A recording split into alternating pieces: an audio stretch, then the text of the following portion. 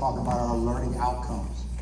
And the learning outcomes, what is the raison d'etre of this talk? Why am I standing on this stage as an SME being able to give out information for you to have what outcome? And the outcome is I want you to be able to take the information in and be able to then apply it to your company. Let me get a raise of hands. Who in here is a solopreneur? Oh, I love it. This is going to be great. How many in here have up to 4 employees? Wow. Okay, we got 1, 2. Great. Anybody have like over 100 employees? Oh, this is not the one for you. Okay. This is about scaling, especially from 1 to 2 to 3 and 4. And when we talk about scaling, and I'm going to talk about that on one of the slides, the difference between scaling and growth. And the difference is, and it's an important concept to understand, growth is linear. Scaling is exponential.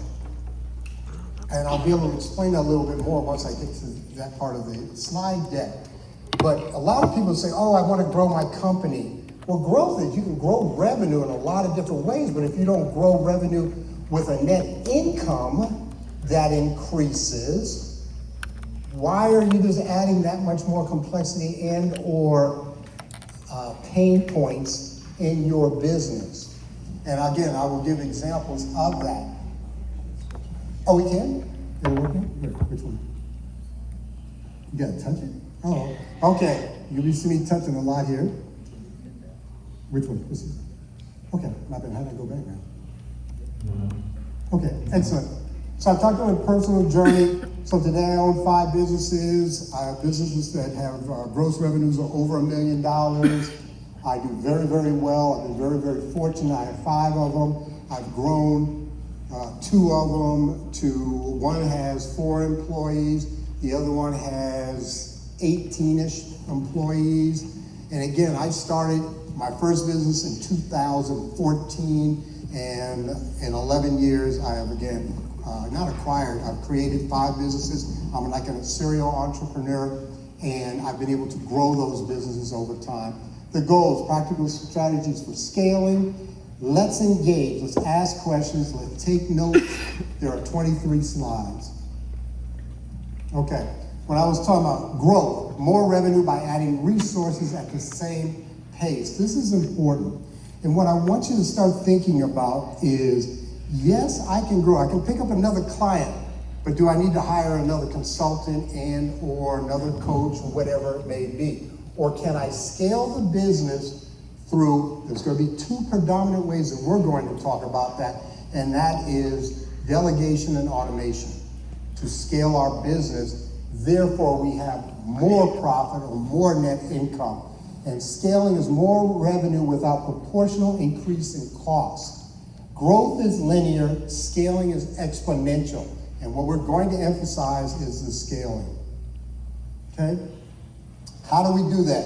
One of the things that we want to do to scale a business is diversify offered services. So what we came in, when I first came in, all I did was I did small nonprofits, and what I did was a 3-month coaching program to get them multi-channel sustainable fundraising. That's it. And then over time, but I'm stuck in this niche because I'm in Anchorage, Alaska, and it's a finite market in Anchorage, Alaska. The best thing for me, probably the best thing for me to scale my business, other than the tactics that I'm going to explain, is COVID.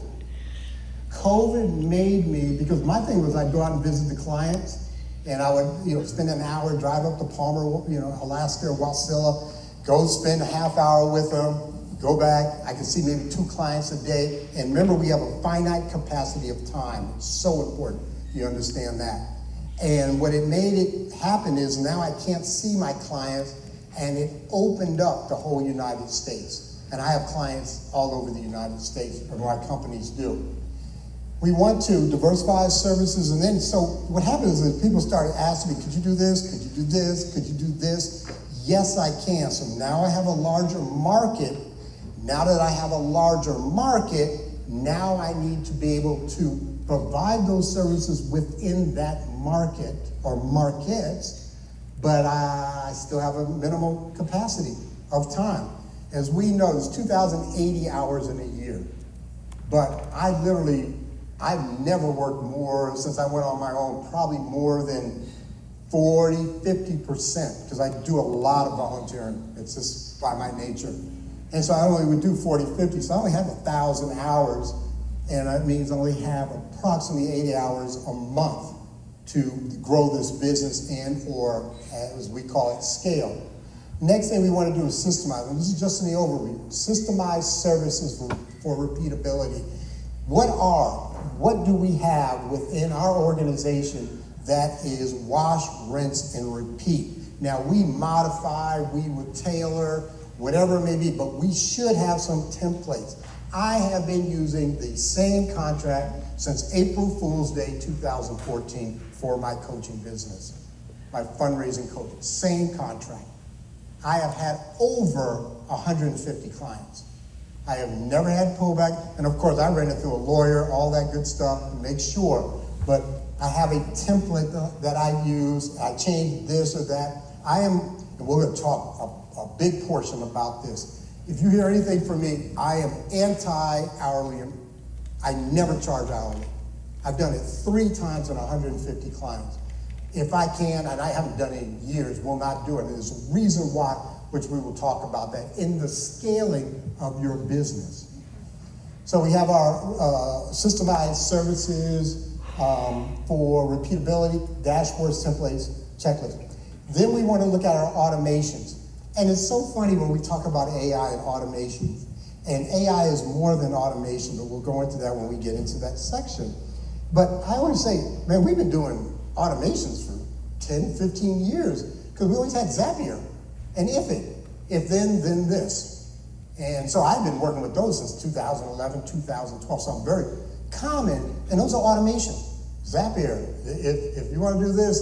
So I remember like one of my first Zapiers, I would do a Facebook post, and I could, back in the day, you could like send it to LinkedIn with a Zap, okay? It was an automation. It would connect it to, and then of course all the social media started putting up big firewalls, so you wouldn't take something from Facebook and put it on LinkedIn. But that's an example of an automation that's been around. But now it's AI. And if you see something in red, that means it's very important. And then the outsourcing, the contractors and virtual assistants. We're going to spend a lot of time on that one also. Okay.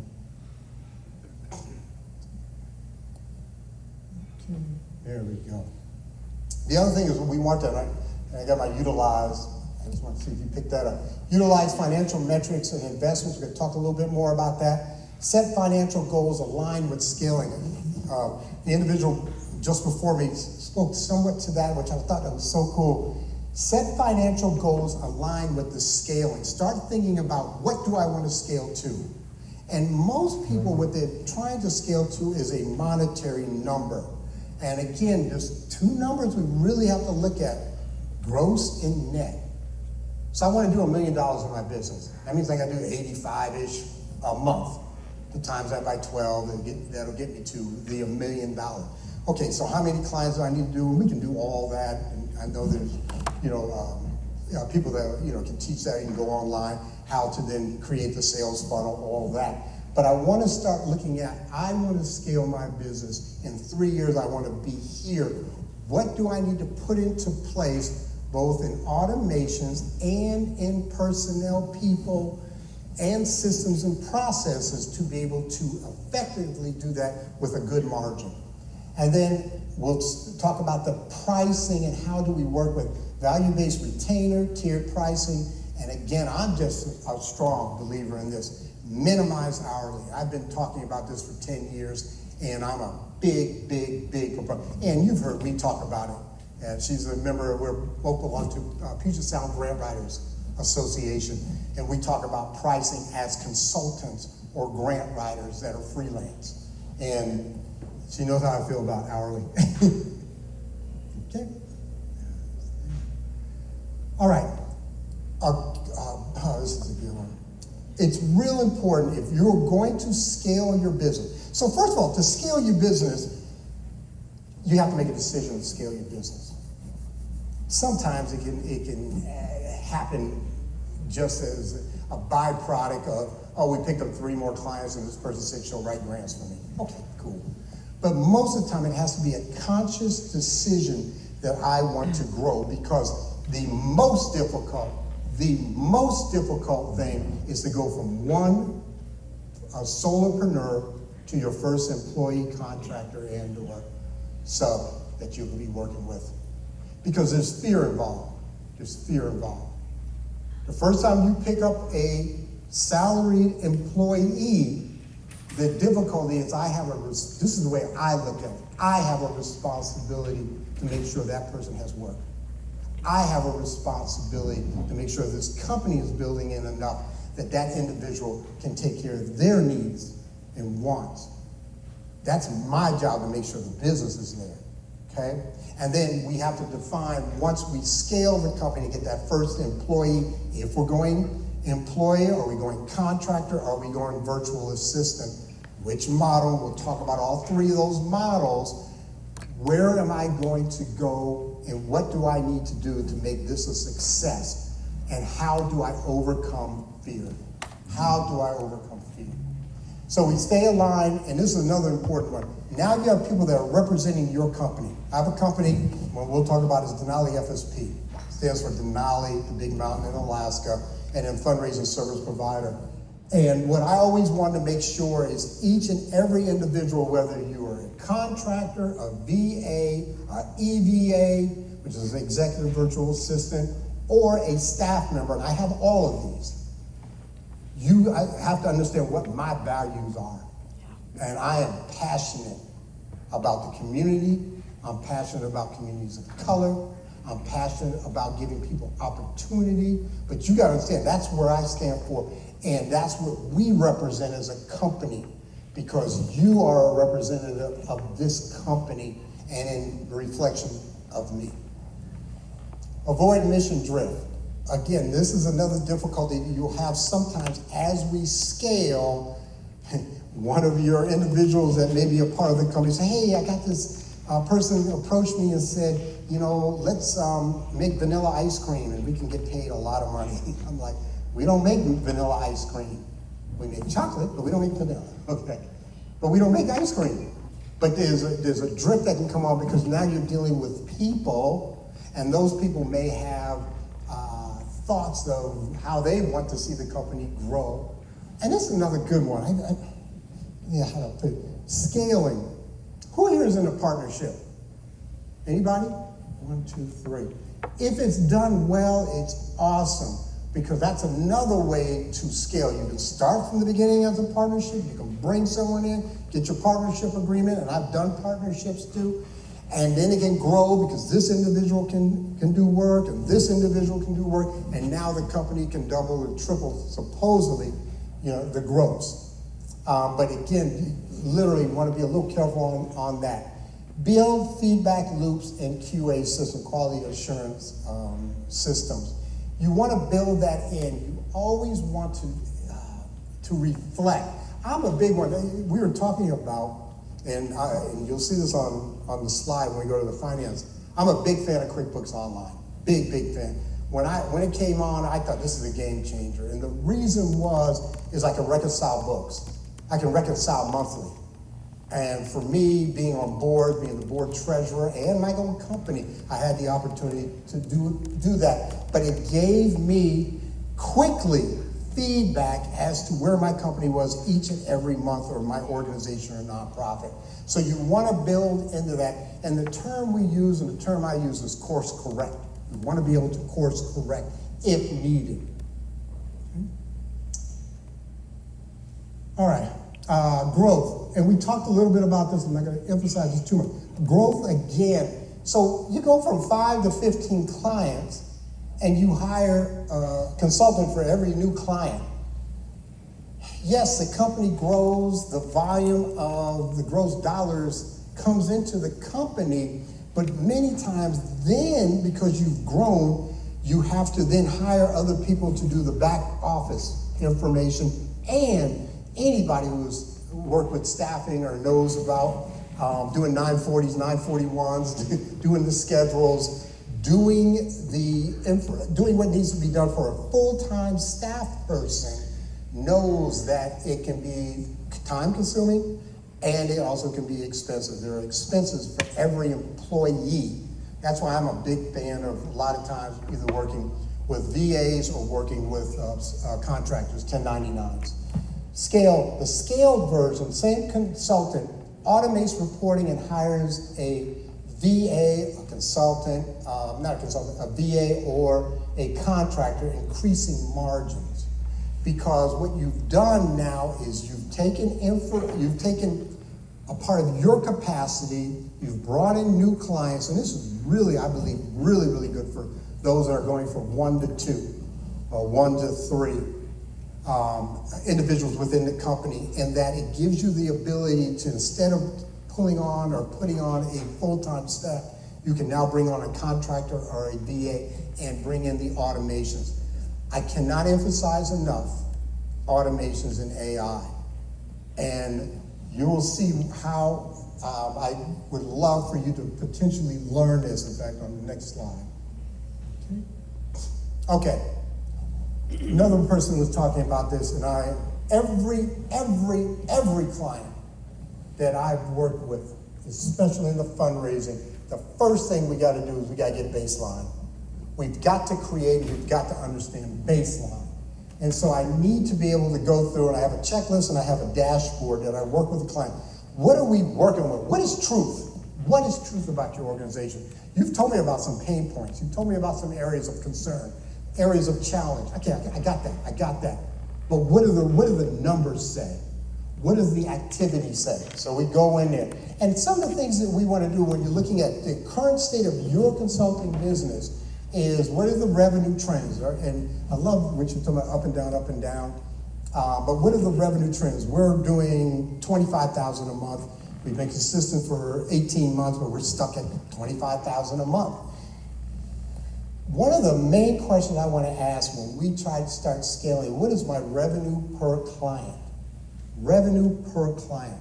I got 8 clients, and there's a very interesting way to look at this number, is to take your clients, because a lot of times we don't have annual clients. We have periods of 3 months, 6 months, whatever, 1 month, could be a project based. And what I do is I take my gross income and I divide it by how many months per client. So a client that's annual does 12, so that's 12. One that does 3 is 3, that's 15. I add them all up, and now I have a revenue per client. And I'm looking at growing the revenue per client, and then looking also at my expenses. The other thing I want to know is, and this is if we're trying to scale in this method, is how many automations do I have within my company? How many automations? I have at least 20. At least 20. Because I do this, I teach this. I have at least 20. And you can ask what questions you may have or what type of automations. And then I want to know how many staff, contractors, VAs, and most of the time I'll break that out, looking at how many staff, contractors, and VAs do I have. And then I want to ask myself, what can only I do versus what can be systemized, automated, or delegated? This is one of the most important things I want you to hear. Learn, do, delegate, automate. I call it ladder. Yes? What are the automations you cannot live without? For me, well, the one I can't live without, good question. I have a report that I get out of QuickBooks that gives me, a state and time that's automated from QuickBooks Online. You probably have some too. I mean, that's just off the top of my head. That's just one of them. I do a lot in marketing, a lot of them that are automated in marketing. I'm going to talk about one a little later on called Taja AI. That there's very few things that are what I call game changers, and this is just the beginning. But Taja AI to me is a game changer, and that's very much an automatic. But I'll explain that when we get to that slide. Great. Anybody else have a question on this? Because what I want you to do is I want you to take 4 minutes at your table, talk to the group you're with, and ask yourself, what can I only do? And more importantly, what do I believe I could automate, systemize processes, and or delegate? So let's take 4 minutes in your tables. Thank you.